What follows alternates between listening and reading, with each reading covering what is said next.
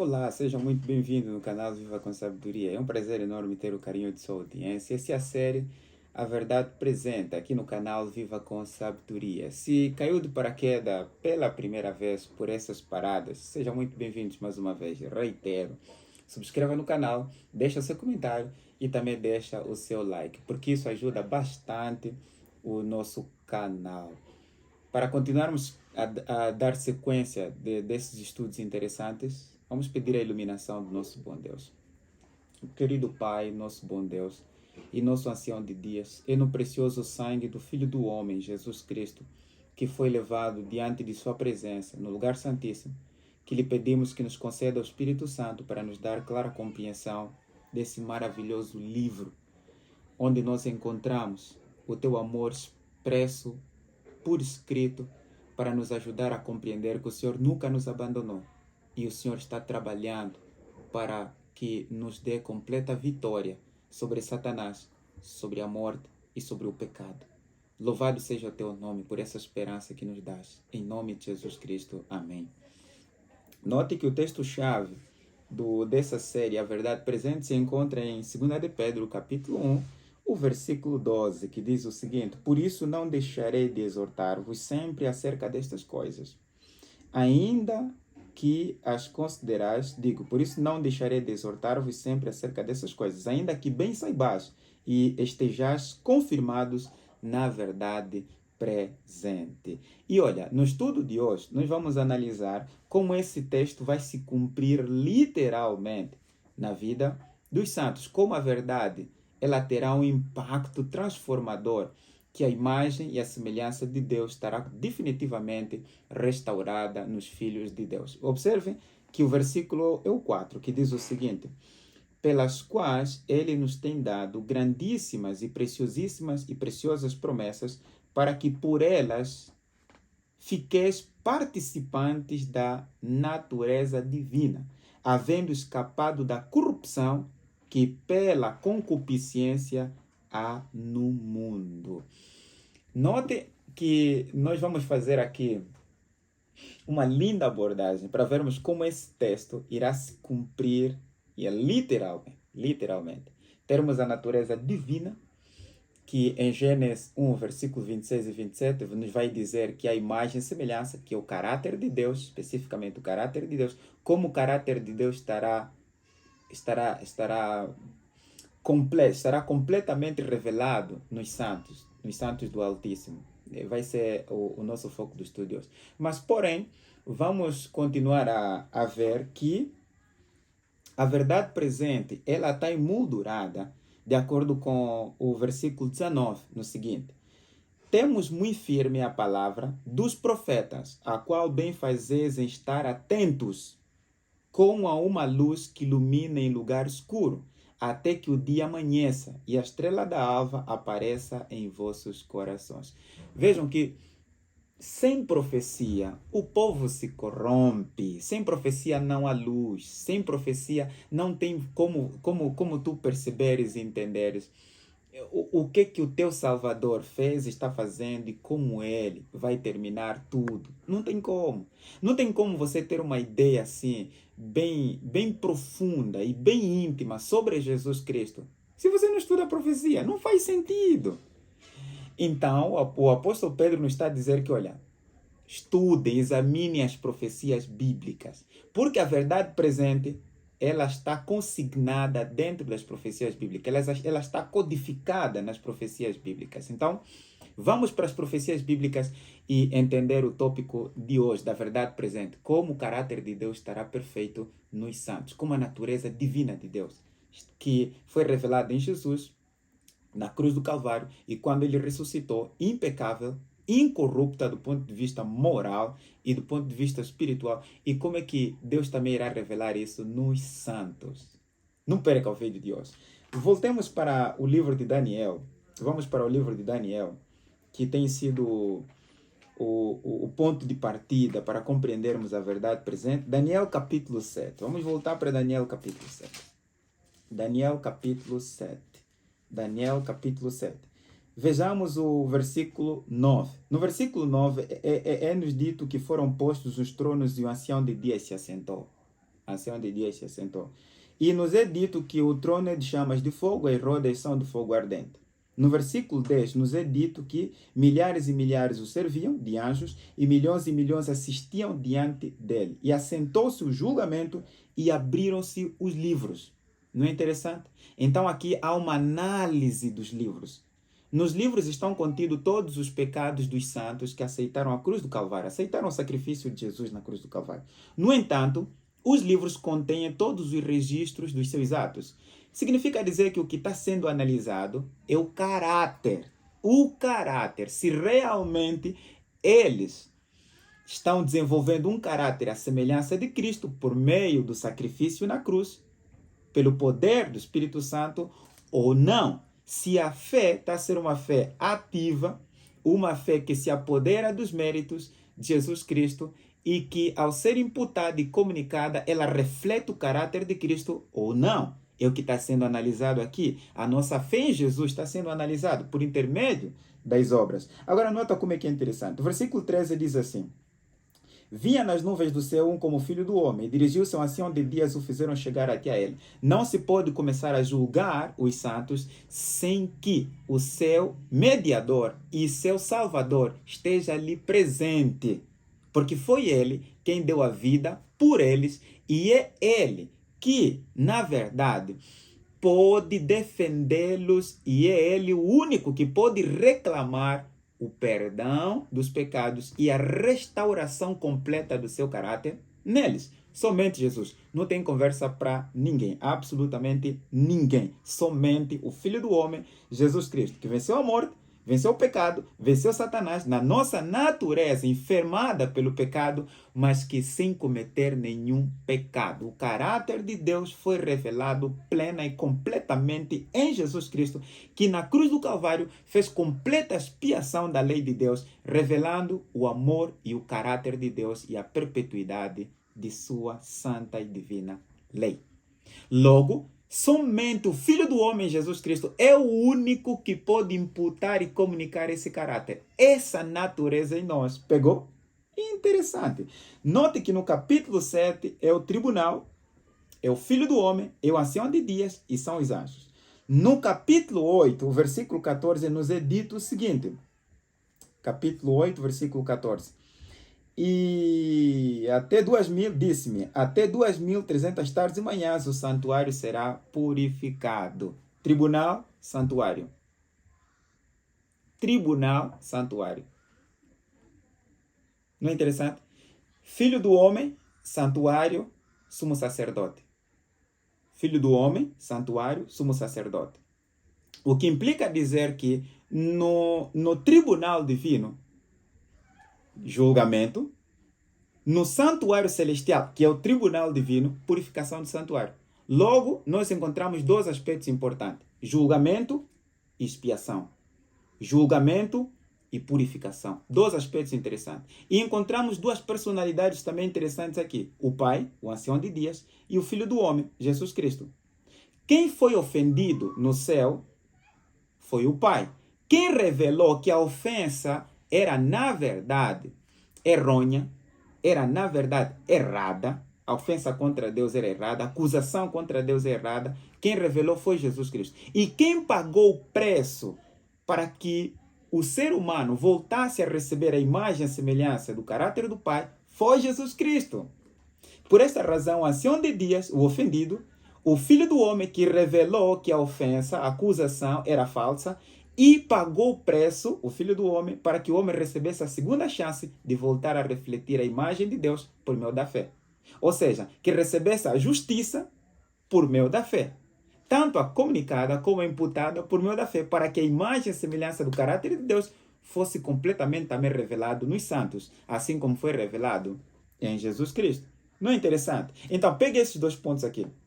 Note, você tem o tribunal e você tem o santuário. No tribunal, no santuário, você tem julgamento e você tem a expiação, ou a purificação dos pecados. Não é interessante? Agora, eu quero que você observe isso aqui, algo bastante interessante. Bastante interessante mesmo. É que no Apocalipse capítulo 18 vai dizer o seguinte: Apocalipse. Começo no Apocalipse 14 para que você tenha uma ideia mais completa e mais abrangente. No Apocalipse capítulo 14, resumidamente, você encontra do versículo 1 até o versículo 5 os 144 mil. No versículo 6 até o versículo 12, você encontra as 3 mensagens angelicais. 144 mil, 3 mensagens angelicais. Olha como é que é interessante. No versículo 12, em relação à terceira mensagem angelical, você encontra que aqui está a paciência dos santos. Aqui estão os que guardam os mandamentos de Deus e a fé de Jesus. Preste bem atenção. Note que no versículo 6 do mesmo Apocalipse capítulo 14, nós encontramos o seguinte: vi outro anjo voar pelo meio do céu e tinha um evangelho eterno. Versículo 7, dizendo com grande voz: temei a Deus e dai-lhe glória, porque é vinda a hora do seu julgamento. Aponta para Daniel capítulo 7. O primeiro anjo revela a Daniel capítulo 7. O terceiro anjo revela que nesse julgamento, no versículo 12, antes do fecho desse julgamento, antes de terminar esse julgamento, haverá um grupo de pessoas que serão pacientes, santos, guardando todos os mandamentos, por meio da fé em Jesus Cristo. Pega esses dados, são interessantes. Veja, tu tens o julgamento, que envolve expiação dos pecados, e tu tens a primeira mensagem, que revela o julgamento, e tens a terceira mensagem, que revela que nesse julgamento haverá um grupo de pessoas que serão completamente obedientes à lei de Deus, mediante a fé em Jesus Cristo. E tu tens os 144 mil, que são apresentados em Apocalipse capítulo 14, como sendo, no versículo 5, 14, versículo 5, como sendo, e na sua boca não se achou engano, porque são irrepreensíveis diante do trono de Deus. Quem é que está sentado no trono? O ancião de dias. E esse trono está no lugar santíssimo, no tribunal celestial, onde está a se julgar os santos por meio dos livros, e Jesus Cristo está lá diante do Pai para reclamar que os que creem nele recebam perdão e seus pecados sejam cancelados e os pecados sejam purificados dos livros. Enquanto que na terra, esses purificados, esses libertados do pecado, eles vão ser completamente santos, perseverantes, completamente obedientes à lei de Deus, mediante a fé em Jesus Cristo. Por isso é que o Apocalipse capítulo os apresenta como sendo irrepreensíveis. Significa dizer sem um defeito. Mas aqui tem um ponto interessante. Quem os acha irrepreensíveis? É Deus. Mediante o quê? A justiça de Cristo. Por quê? Arrependeram-se e creram no sacrifício de Jesus Cristo. E a justiça de Cristo lhes foi imputado e lhes foi comunicado que eles se tornaram tão parecidos com Jesus Cristo em seu amor. Não é lindo isso? Isso é maravilhoso. E é por causa disso que podemos naturalmente entender de que Deus vai reivindicar o seu caráter nos 144 mil. E olha como é que é interessante que o Apocalipse 18, que eu fiz menção anteriormente, depois tive que fazer essa paragem, nos vai dizer o seguinte, Apocalipse 18, versículo 1. Depois dessas coisas vi descer do céu outro anjo, que tinha grande poder, e a terra foi iluminado com sua glória. Tu tens 3 anjos, tens os 144 mil, e tens o outro anjo que ilumina a terra com sua glória, com poder e muita glória. Bem, é simples de entender isso. Significa dizer que, e preste muito bem atenção, que o tribunal, quando avaliar os livros daqueles que creram em Jesus e forem encontrados em Cristo, seus pecados confessados e abandonados, e Jesus Cristo colocar o seu selo sobre eles, o seu caráter ser revelado neles mediante sua justiça comunicada e imputada, justiça de Cristo, que os leva a total e plena obediência dos mandamentos mediante a fé nele, Deus irá, através da mensagem dos 3 anjos, revelar neles o seu caráter. Compreenda? Eles vão pregar a mensagem dos 3 anjos e vão refletir a mensagem dos 3 anjos. E eles serão identificados, melhor colocar assim, como sendo os 144 mil. Quando Deus vê que o caráter dele está completo nos santos mediante Jesus Cristo, Deus irá enviar esse outro anjo e eles irão receber o poder do Espírito Santo para pregar a justiça de Cristo que completamente está revelado no caráter deles. Neles, Jesus Cristo será completamente revelado. Neles, o amor de Deus será revelado. Neles, a santidade de Deus será revelada. Neles, a fé de Jesus será revelada. Neles, a obediência à lei de Deus será revelado. Neles, a bondade e a mansidão e a humildade de Cristo será revelado. Neles, o amor de Deus em toda a plenitude será revelado. E isso é que fará com que a terra se encha da glória. É que o caráter deles, o caráter de Deus estará perfeito neles, completamente perfeito neles. E isso me faz voltar um pouquinho assim para o livro de Gênesis, capítulo 1, quando Deus criou o homem, versículo 26, né? E façamos o homem à nossa imagem conforme a nossa semelhança. E tenha domínio. Essas duas coisas não aparecem em Apocalipse 18. Eles terão poder e a terra se encherá de sua glória. Poder, domínio. A terra toda estará completamente sobre o poder desses que estão refletindo a imagem e o caráter de Deus. E que todos saberão que Deus é amor. É nesse momento que Deus irá triunfar sobre as acusações de Satanás. Que Deus é amor. Por essa razão, minha amiga e meu amigo, faz sentido o 2 de Pedro, capítulo 1, o versículo 12, verdade presente, e o versículo 4, em 2 de Pedro, capítulo 1, o versículo 4, nos tem dado grandíssimas e preciosas promessas para que por elas fiqueis participantes da natureza divina. E mais, não só participantes da natureza divina, havendo escapado da corrupção que pela concupiscência há no mundo. É a promessa de Deus de te tornar perfeito em Cristo mediante sua justiça. É a oferta de Deus. É o presente de Deus. Devolver em você, por meio de Cristo, a imagem e a semelhança de Deus. É a verdade presente. A verdade presente envolve julgamento, expiação dos pecados no lugar santíssimo, que começou no final das 2300 tardes e manhãs, e envolve o trabalho de Deus restaurar completamente a imagem de Deus na sua criação, nos seus filhos. E a mensagem dos 3 anjos e os 144.000 e o outro anjo, esse poder, são, na verdade, o plano de Deus para mostrar como Deus irá reivindicar o seu caráter no final da história. Promessa de Deus. Você aceita essa promessa? Você quer ter a divina natureza de Jesus em você? Vamos ainda conversar um pouquinho. Como anda a sua vida? Para você, quem é Jesus? Ele é o Cordeiro de Deus que tira o pecado do mundo. Como anda a sua compreensão sobre o pecado? Você acredita que o Cordeiro de Deus tira mesmo o pecado? Você acredita nisso? Ou você já anda dominado pelo pecado e perdeu de vista o Cordeiro de Deus e já não crê no poder do sangue dele para curar você e libertar você do pecado?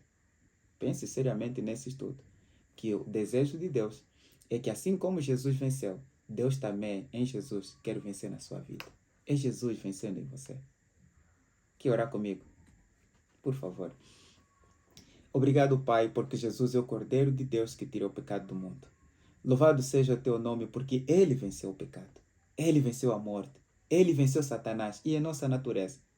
E nós estamos abrindo nossos corações para ele, para que ele possa habitar em nós, para que não sejamos nós, mas que Cristo habite em nós.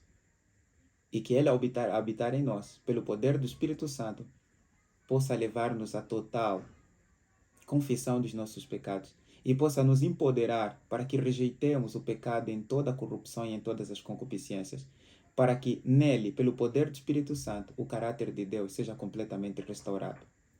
E todos possam ver em nós o poder da graça de Deus, o poder do amor de Deus, em perdoar, em libertar do pecado. Conceda esta bênção a todos nós, especialmente para quem está assistindo esse vídeo e está orando comigo. Em nome de Jesus Cristo. Amém. Lembre-se que viver com sabedoria é ter Jesus no coração. Aguardo você para o nosso próximo estudo. Que Deus o abençoe.